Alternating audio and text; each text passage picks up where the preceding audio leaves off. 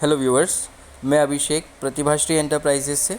आइए डिस्कस कर लेते हैं 4 अप्रैल 2022 के निफ्टी और बैंक निफ्टी के लेवल्स को। इसके पहले हम कुछ चीज़ों को देख लेंगे एक बार। एफआईआईज़ और डीआईआईज़ का डेटा। एफआईआईज़ ने 1909.78 करोड़ की बाइंग करी है और डीआईआई ने मामूली बिकवाली करी है 183.79 करोड़ की। अगर हम यूएस मार्केट्स को देखें तो देख लेते हैं कहाँ पे ये ट्रेड कर रहे हैं। जो डाउ जोन्स है वो 34,818 के लेवल पे ट्रेड कर रहा है और नेस्डैक 14,261 के लेवल पे ट्रेड कर रहा था। ये स्पॉट क्लोजिंग थी। फ्यूचर इंडेक्स को अगर हम देखें तो निफ्टी पे हम 17,728.75 की क्लोजिंग दी है हमने। और अगर हम डाउ जोन्स के फ्यूचर्स और नेस्डैक के फ्यूचर्स की बात करें तो हम देखेंगे कि 34,792 और 14,844 की बहुत ही कम बढ़त के साथ हमने क्लोजिंग दी है। अब कल के लिए मार्केट्स कैसा रह सकते हैं वो हम देखेंगे। इसके बीच में अगर कुछ न्यूज़ है तो वो हम एक बार देख लें। कपास की कीमतों में तेज़ी से जूझ रहा देश का बड़ा उद्योग, ये तो हमारे लिए इतनी काम की बात है नहीं। और यूक्रेन युद्ध, कपास की कीमतें, आपको ये सब चीज़ें देखना है। स्टॉक रिलेटेड न्यूज़ है ये, आपके ऐसी कोई इंडेक्स से रिलेटेड कोई न्यूज़ नहीं है। और हम देख चुके हैं यहाँ पे ऐसी कोई पर्टिकुलर चीज़ नहीं है जिसको हमको अभी ट्रैक करना है, तो हमको सीधे लेवल्स के ऊपर जाना पड़ेगा। सबसे पहले मैं आपको बता दूँ कि जो पुट कॉल रेशियोज़ हैं ये ऑलमोस्ट ओवरबॉट की कंडीशन में है। यहाँ से हम थोड़ी बहुत बढ़त दिखाकर इसके बाद में हमको एक प्रॉफिट बुकिंग या फिर जैसे मार्केट धीरे धीरे कम होकर फिर आगे बढ़ा है, वैसे ही हो सकता है कि ऊपर जाके थोड़ा सा नीचे आए, फिर थोड़ा सा ऊपर आके फिर नीचे आए। ऐसा जो भी तरह से मार्केट ट्रेड करेगा आपको वैसे ट्रेड करना और मेरे वर्ड्स पे आपको प्रिसाइजली ध्यान देना है। मार्केट अभी तो एक अच्छे लेवल पे है। यहाँ से एकदम से गिरावट थोड़ा मुश्किल लगती है। जैसे मार्केट धीरे धीरे बढ़ा है वैसे ही धीरे धीरे थोड़ा नीचे भी आएगा, क्योंकि एक आपको पता है ये पुट कॉल रेशियो का इम्पैक्ट तो पड़ता ही है। तो जिस हिसाब से पुट कॉल रेशियो चल रहा है कल एक प्रॉफिट बुकिंग आ सकती है। अब वो एक साथ मिले या फिर टुकड़ों में मिले, थोड़ा धीरे धीरे करके मार्केट नीचे आए, आपको उस पर ध्यान देना है, राइट। लेवल्स की बात करें हम 4 आवर्स के चार्ट पे जाएंगे। पहले 4 आवर्स के चार्ट पे आप देख सकते हैं एक बहुत शानदार कैंडल बनी है और बहुत बड़ी कैंडल बनी है, जिसको हमको रिवर्सल देखना है कितना मिलेगा। तो अगर हम इस कैंडल के हिसाब से बात करें या फिर मार्केट के चार्ट के हिसाब से बात करें तो अगर आप इसका हाफ लेंगे तो आपको पता चलेगा कि आपको इतना तो गिरावट आपको कल के दिन में मिलनी है। अब अगर हम SGX निफ्टी के इंडिकेशन देखें तो 17,728 के लेवल पे था। कल मॉर्निंग में कहाँ पे ट्रेड करेगा ये हमको अभी नहीं पता, राइट। बट हमको ये पता है कि कल मार्केट में थोड़ी बहुत अगर हम तेज़ी दिखाते हैं, जिन लेवल पे SGX निफ्टी दिख रहा है उन लेवल पे भी खुल जाते हैं, तो हमको उन लेवल पे बाइंग साइड में नहीं फंस के थोड़ा सा मार्केट को नीचे आने का 100-200 पॉइंट का निफ्टी पे, बैंक निफ्टी पे तकरीबन कम से कम नहीं तो 400 पॉइंट का वेट करना पड़ेगा नीचे आने देने के लिए। देन हम एक बाइंग पोजीशन बना सकते हैं अगर हमको बनाना है तो, राइट। दैट टू फॉर जितना गिरा है उसके आधी पोजीशन के लिए। ये आपको साइकोलॉजी समझनी पड़ेगी मार्केट की, जिस हिसाब से मार्केट मूव करता है। लेवल्स के ऊपर डिस्कशन करते हैं। 16,000 अभी हम 16,000 की रेंज से निकले हैं तो 16,000 ही आता है बार बार। 17,670.45 के लेवल पे हमने क्लोजिंग दी है। टू बी प्रिसाइज जो प्रोविजनल क्लोजिंग थी, ये तो एडजस्टेड क्लोजिंग है, प्रोविजनल क्लोजिंग 17,688 की थी। तो इस एडजस्टेड क्लोजिंग को स्पॉट पॉइंट लेते हैं और यहाँ से हम कितना नीचे और कितना ऊपर ये देख लेते हैं एक बार। अगर हम यहाँ से पहले रेजिस्टेंस की बात करें तो हमारे पास जो रेजिस्टेंस आएगा वो 17,750 होगा अभी। अगर हम टू बी प्रिसाइज बात करें तो 17,755 का लेवल हो सकता है वो, जिसके पास आसपास हमको रेजिस्टेंस मिले। अगर हम इस रेजिस्टेंस को क्रॉस करके टिकते हैं तो हमारे लिए कल के लिए जो लेवल आ रहा है वो कहीं ना कहीं 17,790 का आ रहा है। इसके ऊपर हम मार्केट को एक्सपेक्ट नहीं कर रहे हैं कल के दिन में। फिर भी आप अगर आपको लेवल हैंडी रखना है तो आप रख सकते हैं यहाँ से 17,860 का लेवल। ठीक है, इन एनी केस अगर मार्केट ने थोड़ी बढ़त दिखाई before going to the overbought zone, वो लेवल आपको ध्यान रखना है। और हमको रेजिस्टेंस यहाँ पे ही समझनी है कि मार्केट यहाँ से ही रेजिस्टेंस दे सकता है, बट क्योंकि ओवरबॉट नहीं है थोड़ा चांस मिलेगा हमको, तो इतनी जगह बन सकती है। ठीक है, फॉर मोर क्लियरिटी, जब भी मार्केट 17,750 को क्रॉस कर दे, आपको अपनी पोजीशंस को थोड़ा सा हैंडल विद केयर करना है, राइट। तो ऊपर के रेजिस्टेंस क्या बने, 17,755, 17,790 और 17,860। आइए नीचे का देखते हैं। अगर हम नीचे की बात करें तो यहाँ पे 17,670 पे हम हैं, हमको कमज़ोरी लेनी है 17,653 से नीचे। 17,653 हमारा ऑब्जर्वेशन लेवल होगा, 17,621 हमारा जो है पहला सपोर्ट लेवल होगा, 17,621 हमारा पहला सपोर्ट। इसके बाद में हमारा जो सेकंड सपोर्ट आएगा 17,560 का आएगा, ये सपोर्ट लेवल है, आपको ध्यान रखना है। इसके बाद में अगर हम फिसलते हैं तो 17,521 आपका ऑब्जर्वेशन लेवल होगा एक, और 17,450 तक आपको डाउन साइड दिख सकती है। अगर हम इसके नीचे जाते हैं तो हमारे पास फुल एंड फाइनल सपोर्ट कल के लिए 17,400 तक का हो सकता है।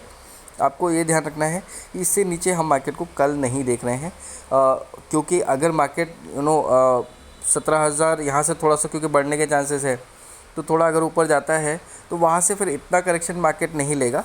मार्केट क्योंकि बीच में बाइंग भी आती है, अगर मार्केट डाउन आता है तो मार्केट में बीच में बाइंग भी आती है जो सपोर्ट करती है मार्केट को।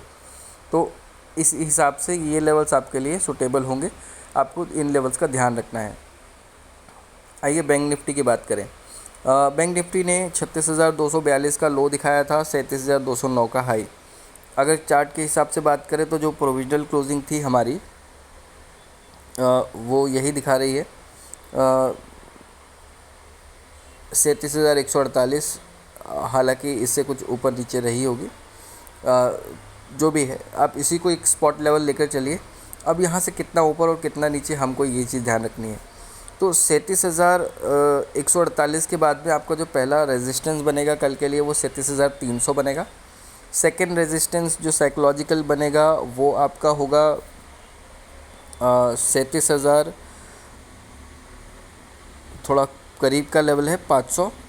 और इसके बाद में जो आपका जो फुल एंड फाइनल टारगेट होना चाहिए वो 37,750 बनेगा आपके लिए। कल के लिए ये लेवल्स हैं ऊपर की साइड में। अगर हम नीचे की साइड की बात करें तो आपके लिए जो इमीडिएट सपोर्ट है वो आपका अगर यहाँ से बनता है तो बनता है 36,900, है ना। इसको आप 36,850 भी कंसिडर कर सकते हैं, बट 50 पॉइंट्स का बफर लिया हमने। पहला जो सपोर्ट है वो 36,900 पे ही आएगा आपका। इसके बाद का जो आपका सपोर्ट है वो कहीं ना कहीं आपके लिए जो आएगा वो 36,700 होगा, ठीक है। और जो फाइनल सपोर्ट कल के लिए हमको दिख रहा है वो 36,250 का होगा, ठीक है। ये आपको ध्यान रखना है, इतनी डाउन साइड आपके पास अभी भी बनी हुई है, और जो अपसाइड के लेवल डिस्कस किए हैं वो आपके लिए इम्पोर्टेंट रेजिस्टेंस भी होंगे। आइए ओवरऑल डिस्कशन कर लेते हैं। आपको संडे को समय मिलता है बात करने के लिए आपके साथ। आप में से बहुत से लोग इन डिस्कशंस को सुनते हैं बहुत ध्यान से और समझते भी हैं। तो जिस हिसाब से पोस्चरिंग हो रही है रशिया यूक्रेन मैटर पे, इसमें सीरियसली और किसी को अगर दोष देना चाहिए या दिया जा सकता है तो वो अमेरिका है और मिस्टर बाइडेन है। हालांकि इन चीज़ों का अब इतना इम्पैक्ट नहीं पड़ेगा मार्केट्स के ऊपर, क्योंकि सब समझते हैं कि चल क्या रहा है, सिर्फ और सिर्फ न्यूज़ इन्फ्लो हो रहा है। अभी बाइडेन पिछले कुछ दिनों में अपना यूरोप आए थे और उन्होंने पोलैंड जाकर बोला भी था कि अमेरिका जो है वहाँ पे परमाणु संयंत्र लगाएगा, परमाणु ये सब हथियारों की स्थापना करेगा वहाँ पे। इसका सिर्फ वर्ड्स को एक्शंस में लाया जा रहा है। इस चीज़ का इम्पैक्ट क्या है उकसाने वाली बात है रशिया को, बट रशिया तो अपने स्ट्रेटेजिकली मूव में ऑलरेडी इतना इन्वॉल्व है कि उसको इन सब बातों से फ़र्क नहीं पड़ता है तब तक जब तक ये चीज़ें रशिया के इंटरेस्ट्स को इम्पेक्ट नहीं करती है। दूसरी चीज़, रशिया ने जिन चीज़ों को हाईलाइट किया हुआ है वो चीज़ें ऑलरेडी सामने आ रही है।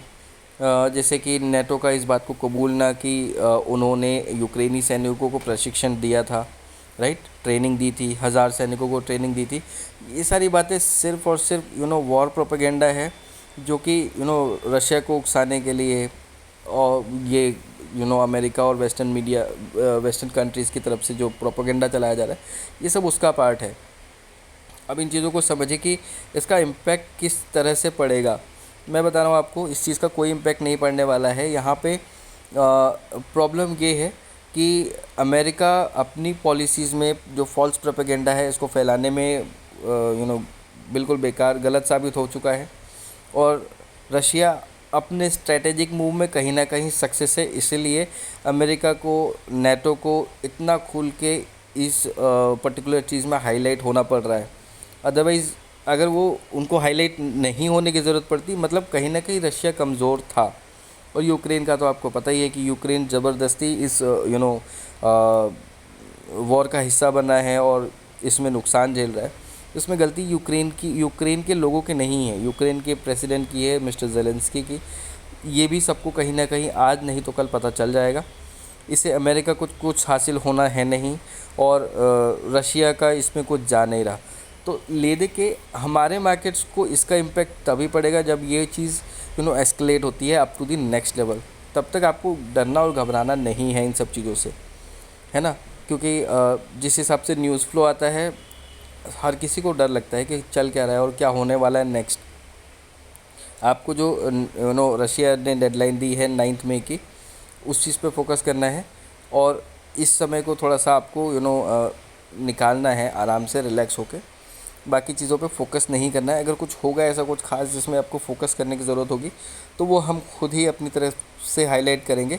हाँ, बस ये है कि मार्केट्स को बढ़ने के लिए अभी ट्रिगर्स लगेंगे, और वो ट्रिगर्स कुछ आ नहीं रहे हैं ख़ास, क्योंकि ये जो न्यूज़ फ्लो चल रहा है ये उतना कुछ इफ़ेक्टिव नहीं समझ में आ रहा है ना।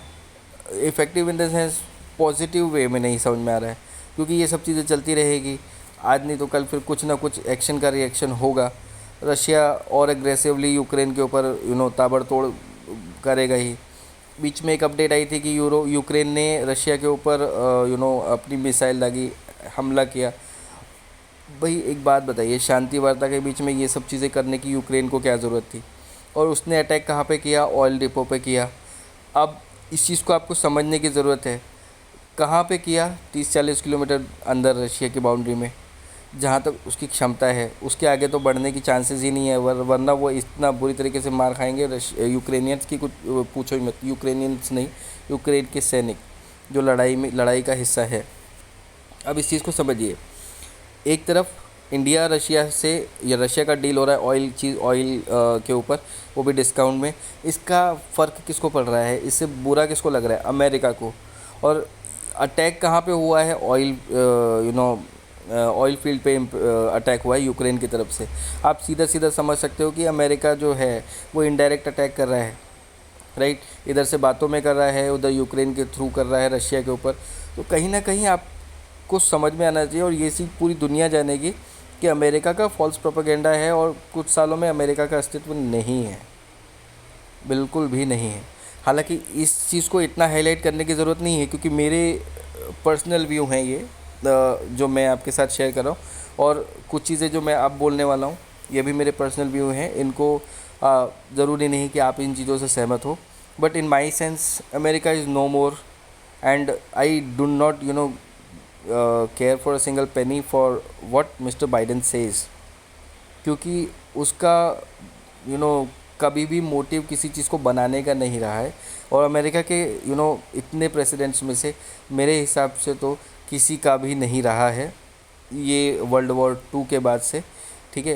कुछ एक होंगे जिन्होंने थोड़ा बहुत शांति इस्टेब्लिश की होगी, थोड़ा बहुत कह रहा हूँ मैं, बाकी सब कहीं ना कहीं वर्ल्ड को डोमिनेट करने के चक्कर में, अपनी सुप्रीमेसी दिखाने के चक्कर में दुनिया के किसी न किसी हिस्से में हमेशा अशांति फैलाते रहे हैं, और वो वही करते आ रहे हैं और वो वही करेंगे। उनसे कभी भी निर्माण वाली चीज़ें नहीं होती, उनसे कभी भी ऐसी चीज़ें नहीं होती जिससे ग्लोबली पीस फैले, क्योंकि वो उनके इंटरेस्ट के ख़िलाफ़ है, राइट। और यही चीज़ अमेरिका को बहुत जल्दी डुबाने वाली है। आप इस चीज़ को आज नहीं समझेंगे, आज से 10 साल बाद समझेंगे, बट ज़रूर समझेंगे। ये मेरा खुद का पर्सनल मानना है। बाकी अभी तो फ़िलहाल हमारी डिपेंडेंसी है, राइट, तो अभी हम उनके हिसाब से काम कर रहे हैं। Let's give us some time कि उनके मार्केट्स हमारे हिसाब से काम करें। We will be that kind of economy in future. So अभी के लिए आपको ये रशिया और यूक्रेन मैटर में नहीं बढ़ना है। इन शॉर्ट मैं आपको कह दूँ, कोई भी न्यूज़ फ्लो आए इसके ऊपर एग्रेसिवली आपको डिसीजन मेकिंग नहीं करनी है। आपको सिर्फ अपने क्या बोलते हैं उसको, आपकी पोजीशंस को ध्यान देना है, लेवल्स के ऊपर काम करना है, एसएल्स को स्ट्रिक्ट रखना है, और बस इतना ही आपको ध्यान रखना है। न्यूज़ फ्लो को चेक ज़रूर करना है, बाकी उसके ऊपर इम्पैक्ट उतना नहीं करना है, क्योंकि न्यूज़ को सुनना और एनालाइज करना दोनों में बहुत फ़र्क होता है। अगर आप ये सही तरीके से नहीं कर पा रहे हैं तो अपॉर्चुनिटीज़ मिस हो सकती है, और कैसी अपॉर्चुनिटीज़ मिस हो सकती है मैं आपको ये भी बताता हूँ। हमने हमारे क्लाइंट्स को फ्राइडे को ही कहा कि आप ये जो आपके थर्सडे के जो हाईस थे निफ्टी, बैंक निफ्टी पे आप उनको टारगेट करिए, राइट। ऑब्ज़र्व किया, उसके बाद में बताया, और उसके बाद में जैसे ही 36,600 क्रॉस हुआ बैंक निफ्टी में, और बैंक निफ्टी में तो जल्दी ब्रेकआउट मिल गया था, हमने कहा कि आप इंजॉय करिए रैली को। It was not too late. वहाँ से तकरीबन 700 पॉइंट मिले हैं, 600 पॉइंट मिले हैं, ठीक है।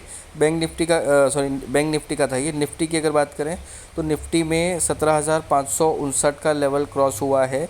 वहाँ से तकरीबन आप देख सकते हैं 703 का हाई था, तो 140 पॉइंट निफ्टी में मिले हैं, और वो भी बिल्कुल फास्ट मिले हैं, राइट।